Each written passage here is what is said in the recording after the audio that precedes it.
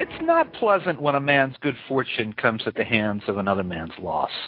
I mean, what would you call it when you're the author of a new book about a Motown act, Diana Ross and the Supremes, that fizzled out more than 35 years ago, but another Motown star of that era, Michael Jackson, dies the week before your years of research are published, making your book front and center?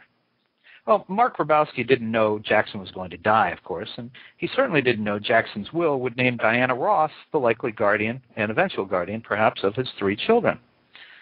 The Supremes, a saga of Motown dreams, success, and betrayal, is not the first biography of the ultimate girl group, but it probably won't be hurt by its timing. Mark, welcome to Mr. Media. Hi, Bob. How you doing? Good. How about yourself? Battling a little cold, but should be able to get through it, you know. Hopefully you won't need a shot or any heavy medication to handle this. If I disappear, you know what happens, you know. But I should be all right. Okay. All right. Hey, I must say though, I disagree with you about there being a other Supremes biographies. There actually haven't been. If you look closely, there have been sort of celebrity journalism, and I use that in quotes. Books about Diana Ross, and of course there was Mary Wilson's Dream Girl, and you know, some books about Florence and this and that. But the reason I did this book is that there never has been a Supremes biography, at least one that, you know, goes into their music on a microcellular level, and you know, describes why they became the Supremes and why they owned Motown and everything like that. But yeah. That's I just want to get that in. there had never been a real biography of this group, which is kind of scandalous, you know, considering they had the 3rd most #1 hits in history behind Elvis and the Beatles. Well, and I was going to say, you know, you do say here right in the introduction, and a number of people have pointed this out, that, you know, you call them the most important modern American music act after Elvis Presley, and well, I mean, I in terms of hits, certainly empirically, you know, you might want to make that claim about the Doors, obviously, or you know, somebody like, or you know, the Byrds or something like that. But on a strictly empirical level, they are the most successful, you know, female group in history. They've been tied for #1 hits by Mariah Carey, believe it or not. But I wouldn't put those two in the same basket, you know.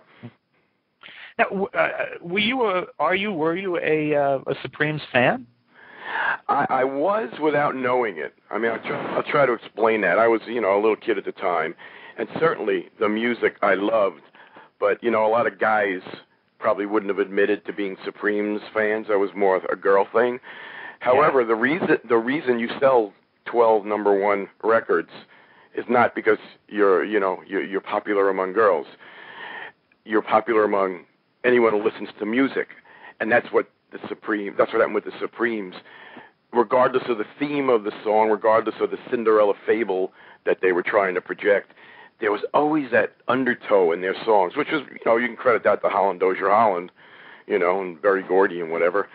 That the undertow of soul and convincing R&B and soul was at the bottom of every Supremes record. So yeah, for that reason, I never turned off a Supremes record when it came on the radio, and that's a pretty good deal, I think, for any group. If you're able to say that, right? Well, sure, and of course, if you're a guy, you know, and in a certain era, you wanted to, you know, spend time with a girl, probably would be in your interest to put up with Supremes songs, even if you weren't particularly a fan. Maybe maybe you would prefer the Doors, but it wouldn't be doing it like, say, with the Mermaids or something like that. You know, right? You know, you got popsicles and icicles. I mean, it was real music. You know, anything that came out of Motown was real music, and that's the reason why the Supremes were able to flourish. Right. I mean, I would have preferred, you know, to invest my time in the Temptations, or well, I'm doing a book about it. I'm doing a book with Otis. I'm doing a Motown trilogy. At this time next year, I'll have a Stevie Wonder book out to coincide with his 60th birthday. God, I can't hardly believe that. And then Stevie. Yeah, Stevie. And then the Temptations. I'm doing it with Otis Williams, the sole surviving Temptation, and that'll be out in the year after that. So I'm sort of Mr. Motown at the moment. And I agree with you about the Temptations. They were my favorite Motown group, bar none. Absolutely not a question, because they didn't even try to compromise for crossover until later on.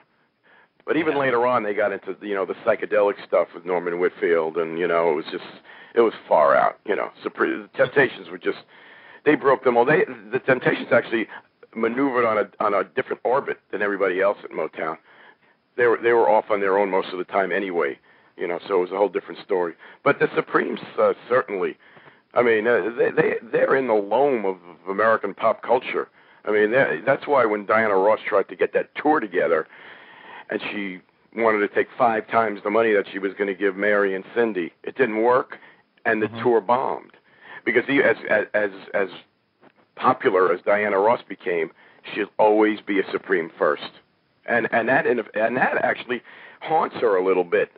Yeah, it really does. It's haunted her through the years. That her popularity has actually run second to what it was with the Supremes, and that's saying something too. She, not exactly, not someone you really want to hang out with after reading a book like this, or. Who is that, Diana? Diana. It doesn't seem like one of the more pleasant people in show business. I wasn't planning on hanging out with her, but you're probably right. Very lonesome. I mean, that's the thing that everybody talks about. Even way before they were popular, and they went 3 years as nobodies, the no-hit Supremes, as they were called. Even back then, she's getting on people's nerves left and right, saying what she was going to be. I mean, this was an obsessed woman. She was even as a teenager. She knew what she wanted. She had no compunction saying it to anybody else. Even when they were nobodies, that they were going to be on the Ed Sullivan Show, she was going to be as big as Eartha Kitt. She was going to change the world. She was going to be a movie star and a solo star. Everybody laughed at her, but who had the last laugh, right? See, the thing about Diana is, people have been saying in reviewing this book that I have some sort of axe to grind against Diana. I really don't. I give her all the credit in the world. There would never have been a Supremes with anybody else as a lead singer. She was able to formulate the Holland Dozier Holland template better than anybody conceivably could have.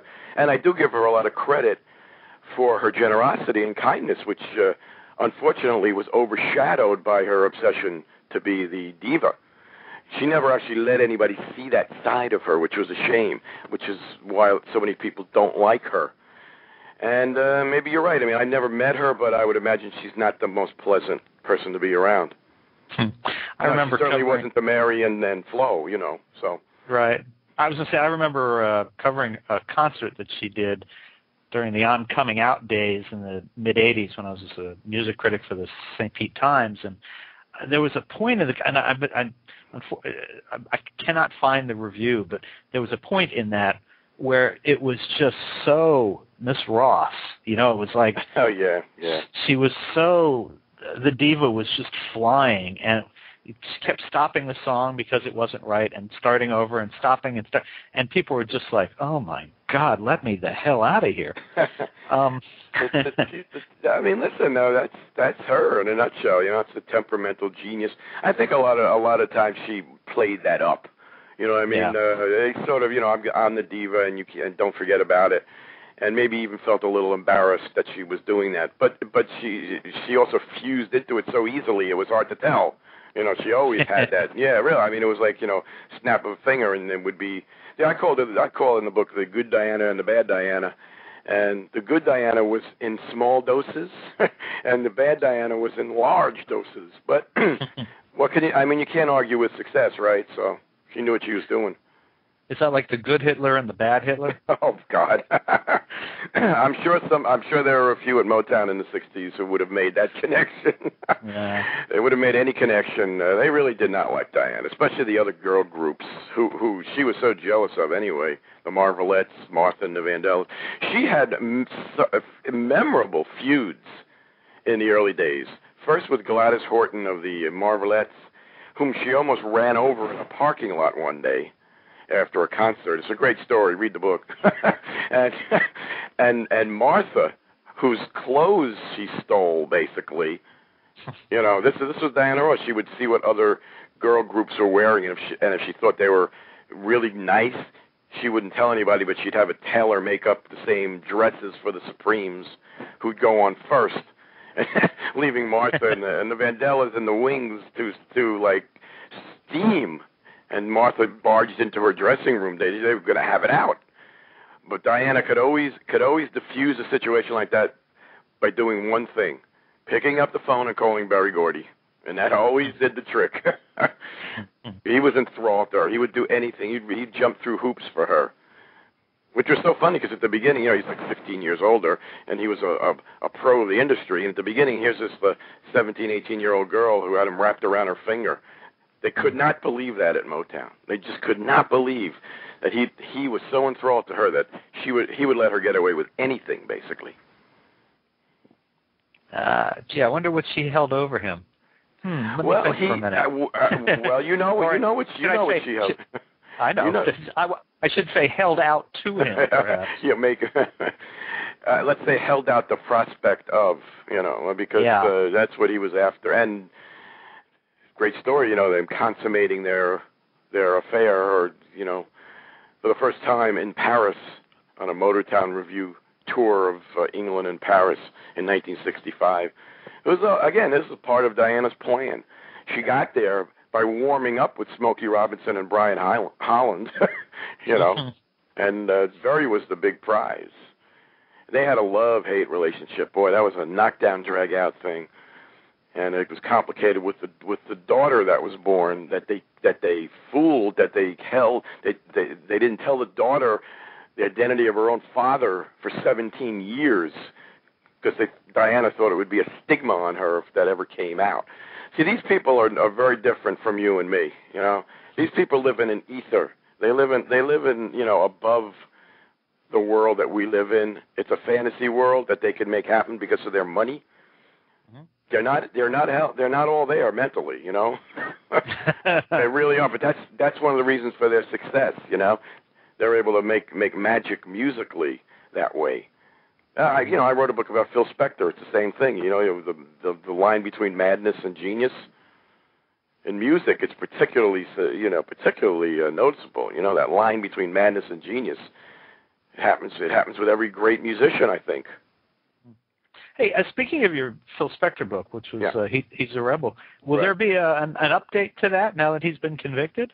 Well, we've had 3 editions of it, and basically we could, but I think most people who are interested in that story know how it came out, and rather than going back and putting one sentence in at the end, or something like that, just kind of leave. But there might be more to the Spector story yet to come. We don't know what's going to happen in jail. He might hang himself in jail. He might be Bubba's wife. I mean, I don't know. You never know what's going to happen with him. He might die in jail. So he might come out in his 70s or something, 80s, and be a TV celebrity somehow. You know the nature of celebrity. Yeah. King of comedy. The Robert De Niro movie. So you never know. There might be another chapter left to that story. Phil is the gift that keeps on giving. You never know. Wow. Yeah. Now, I mentioned in the introduction, did you in your wildest dreams ever imagine the string of events of the last 2 weeks? Oh, no. But you know what? I never would have expected, well, maybe I would have on some level expected Michael Jackson to die young, but recently, Motown stars or figures have been dying off at an amazing clip. Norman Whitfield and Levi Stubbs. A lot of the Funk Brothers, the house band at Motown, they made all that great music. Basically the same core of musicians for years. There are only about 2 or 3 of them left. It's very tragic to me, being a big fan of that aspect of music. So a lot of people have been dying. Not Berry Gordy, though. He's going strong at 80. He might never die, that guy. He's living too well to die. But I never would have expected Jackson to die, I guess, right before the book came out. And, of course, people are asking about the relationship between the two. I don't think there ever really was one, to tell you the truth. The whole thing came about as a farce, as a scam. That Diana Ross discovered the Jackson 5, which she never did. That was just a PR campaign. They were discovered by Bobby Taylor of the Vancouvers, a Motown group. who discovered them in Chicago and then produced their first album. Now, which was called Diana Ross Presents the Jackson 5. I mean, it was like enough already at that point, trying to get people to think that she discovered them. Well, why did this is the thing I wondered, even after reading, in the book, why did Berry Gordy think it would be profitable to have her present them? Because Michael was a kid, and she was. I mean, it's not like she's the good mother figure, For that reason, and also because you have to remember it was 1969. It was the fall of 1969, right? And they were getting ready to gear up this huge PR machine for Diana Ross going solo. They played the Supremes played their final concert in February at the Frontier Hotel in Vegas, and Diana went right into her solo career after that. So it behooved them both to have that cross promotion. And obviously Diana Ross was Motown's biggest star by far, by light years. And, the Jackson 5 were just a kid group. They might not have even been, given any credibility at all, except for the Diana Ross Association. But it was just so ham-handed, trying to get people to believe she discovered them, and then she groomed Michael and all this kind of stuff. It's just unbelievable. But I tell you what, those early days must have left a big impression on Michael, because he had an obsession for Diana Ross. Maybe not sexually. That's a whole other ballgame with him. But maybe, I think that all his plastic surgery was done to make him look like Diana Ross. The same cheek, the eyes, the nose got a little out of hand. But at the beginning, and then, he would, Dirty Diana, one of the titles, and stealing some of her inflections from the old Supreme songs. It was a weird dynamic with Michael and Diana, but I don't think they really were that close through the years. Well, Stevie. Don't you think? Stevie, go ahead. I'm sorry. I was going to say Stevie Wonder was closer to Michael through the years. They collaborated on a couple of records through the years. And Stevie produced Jermaine Jackson, and they were closer than Diana and Michael. I don't think Diana's really been close to anybody from Motown through the years. Yeah, my sense of it from outside was that they weren't close until they did The Wiz, at which point, they spent time as adults. And I think it was during the tribute, it was just yesterday, the tribute where they played a video clip of her talking to him, I guess on the set of The Wiz, and she says, I just never dreamed you were going to grow up to be this sexy. And he just recoiled at it's just like that's art imitating life, I guess, right there. But but then I was just making a movie together. I don't think they ever really hunkered down together and had heart-to-heart talks and stuff like that. Well, they were just so busy anyway. In separate orbits when you're on that level anyway. So, Well, there must have. Sometime after the Supremes, there must have been a time in their lives where they did get to become. As I mentioned, he put her in his will to follow his mother, take care of his kids. I presume that indicates, he had his choice of a lot of different people. I can't believe it was an accident or just an afterthought that he chose her. There must have been some connection. Well, I don't want to get too cynical, but again, that's something that you do. But he didn't do it to sell records. No, not to sell records, but that's something you do when you want to establish a narrative. That we're so close. We were so close, Diana and I. And you want to die with that as one of the narratives of your life. But I don't. Has she accepted that? I don't know. I don't even think she said, "Oh yeah, of course I'll take the kids if I need to." I don't think she said she would be there for them or something like that. Right. But, So again, even she's not much younger than Katherine Jackson, is she? How old is Diana? She's 64, 65. All right, so born she's in 1944. Yeah. 10 years younger than. Catherine is 79, right? Katherine Jackson. Oh, is she that? Okay, I thought she was early 70s. All right, so there's a bit of an age difference. Well, but she will never be the mother to those children. I can guarantee you that. No, of course not. Yeah. Now, let's come back to Diana. Right. The book. I think you'd agree. The book is kind of sort of very gossipy, and it isn't always kind to Diana Ross. But does it break new ground? I don't know that I'd call it gossipy. You have to cover certain things. You can't ignore who's sleeping with whom. You can't just do the way these fanzine type articles have done through the years in these books. Where you say, well, they were just so they had love on a certain level and blah blah. You can't. You have to do that. But there's really no gossip. That was I didn't have that in mind at all. I just wanted to tell the truth. And sometimes the truth hurts. I mean, I understand Gordy and Mary Wilson were, they were frantic when they heard this book was coming out. But really, when you think about it, what could I have said that hasn't been said about them in the past? Well, I agree. Yeah. Gordy's been called a hustler, a street thug, a guy who ripped off his artists, which in fact is true, by the way. Mm-hmm.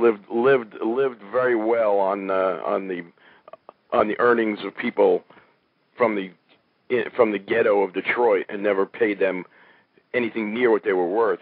How many times has he heard that in his life? 1,000. So what? Yeah. So what would he be really upset about? But it just goes to show you the egos of these people. They get frantic when they think somebody's writing a book which is going to knock them. So, and Mary, I mean, look who's talking. I mean, her whole book was predicated on knocking Diana from page one, literally from page one.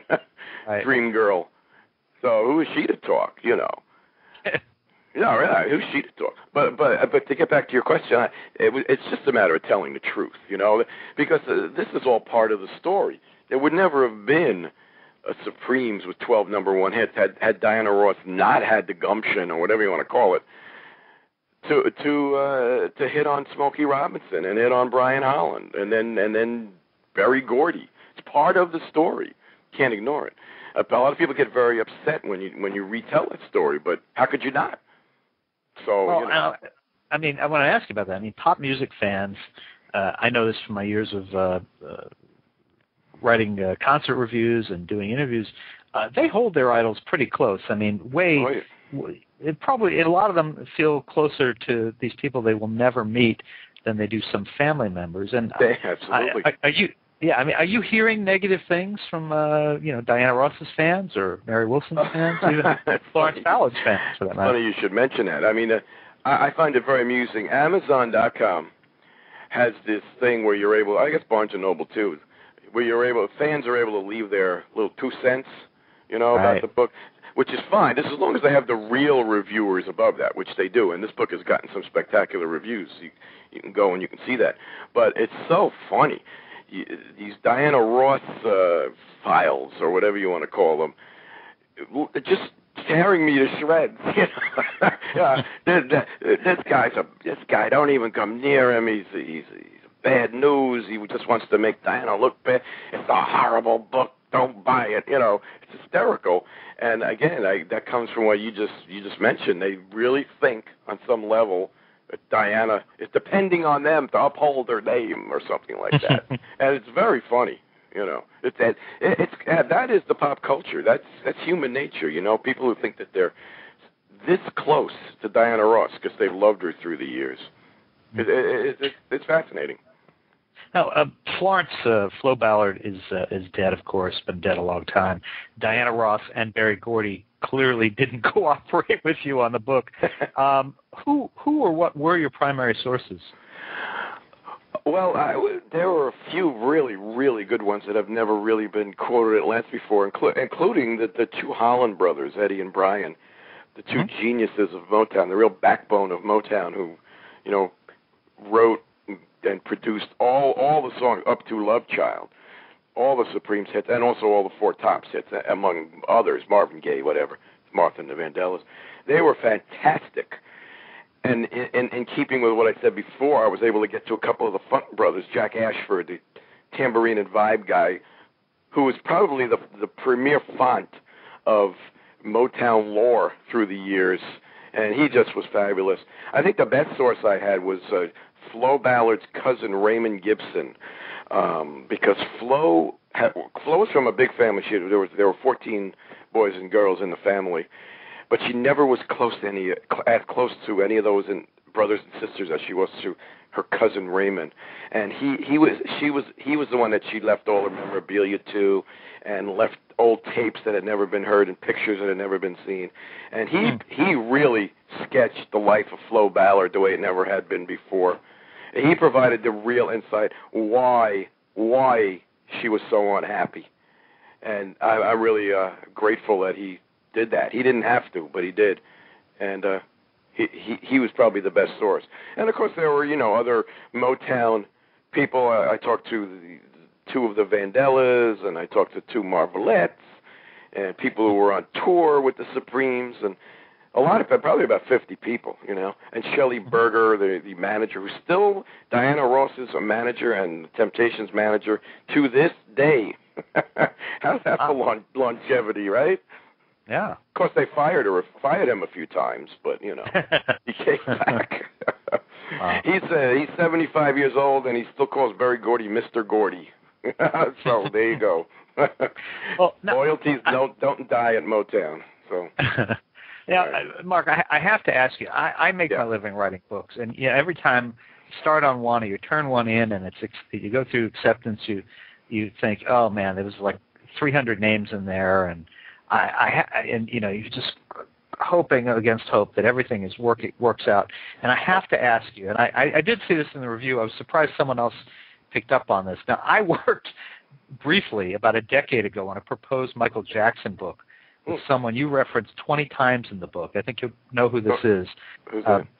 That's the person that you named Tony Tucker, but is actually Tony Tucker. And that is my... What happened there? That's my... Well, is it such a big deal?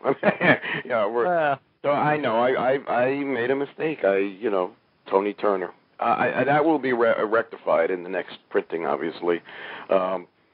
And Tony, if you're listening from the female impersonating club or whatever, I profusely apologize to you.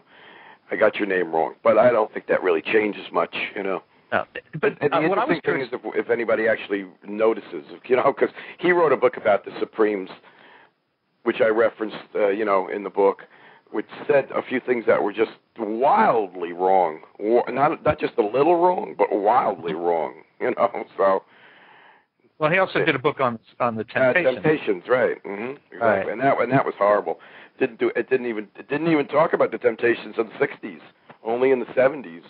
Mm-hmm. Well, he wrote about when he was there. Yeah. Right. Mm-hmm, exactly. I think I know the answer to my next question. Then I wondered if I couldn't tell actually from the book. The references to him and to his work were from his book. You didn't actually interview Tony, I guess. No, I didn't. Okay. No. Mm-hmm.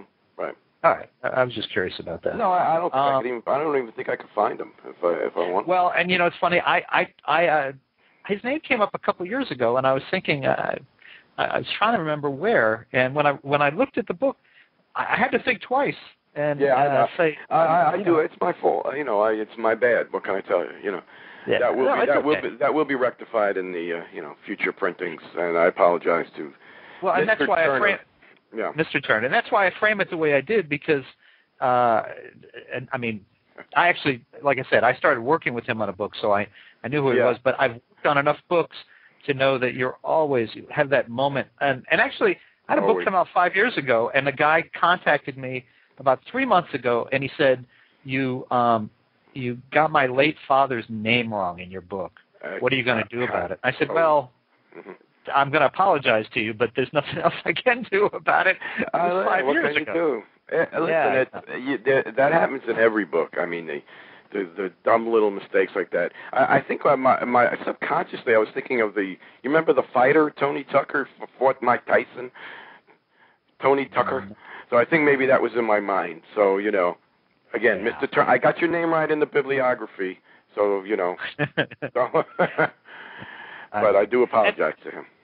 Now, before we wrap it up, I want to, you mentioned that you're doing 2 books. You're doing Stevie Wonder and you're doing Temptations.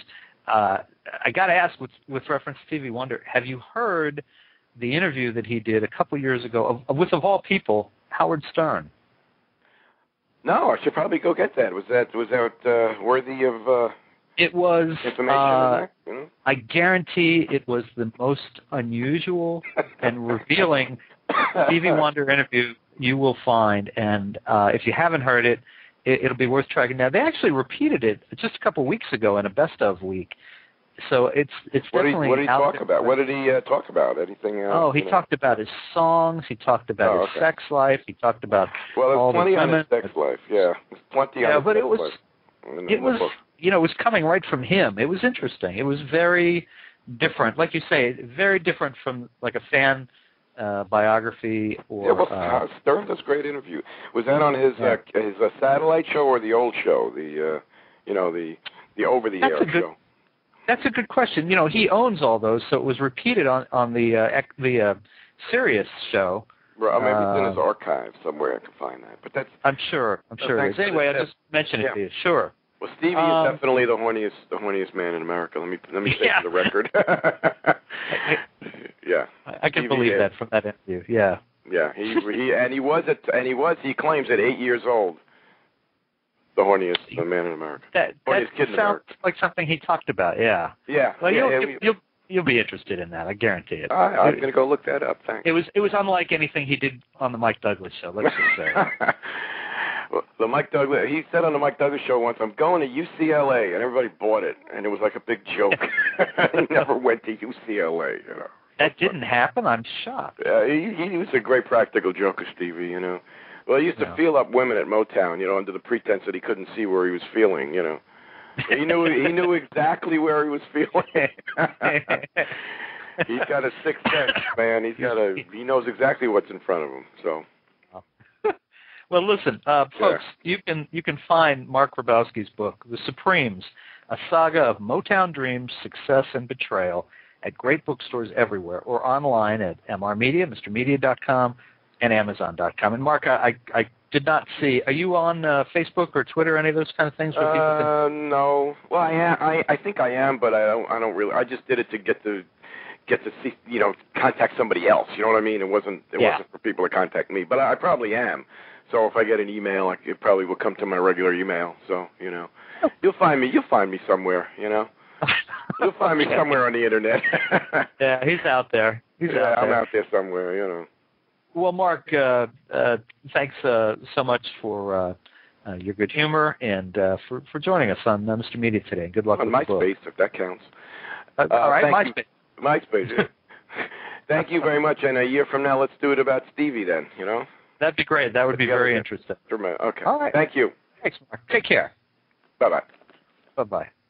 Folks, for more interviews with musicians and music writers, you can surf over to MrMedia.com, MRmedia.com, where you can hear my earlier interviews with Gene Simmons of KISS, with the late John Denver, as well as Ramones biographer Legs McNeil and Neil Diamond biographer David Wilde, among many others. Please think about writing an online review of Mr. Media, casting a vote for Mr. Media, or marking Mr. Media as one of your favorites, whether you listen on Blog Talk Radio, TrueSlant.com, DigitalJournal.com, Podcast Pickle, MediaFly.com, Podfeed.net, Blueberry, Zencast, Zimbio, or Odeo.